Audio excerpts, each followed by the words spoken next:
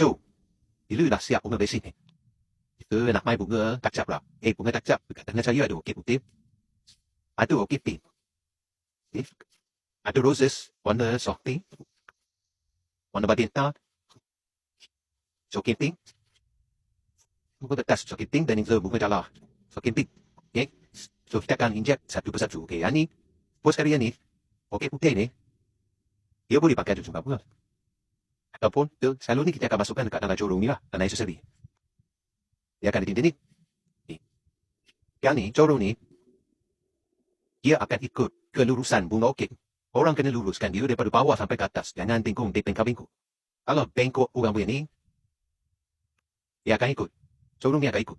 Kalau straight dia, corong ni pun takkan berganjak. Dia akan duduk pada tu. Okay, saya tunjuk contoh bunga orkid ni tak straight. Kami ikut, kami. Ni tak straight up.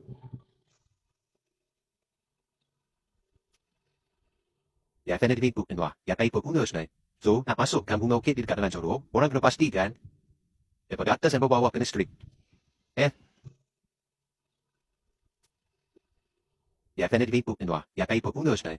So, nak masukkan bunga orkid di dekat dalam corong, orang kena pastikan daripada atas sampai bawah kena straight. Ada tu, itu malas nak straight kan? Saya tahu siapa. Straight dah, dia masuk. Apa sih?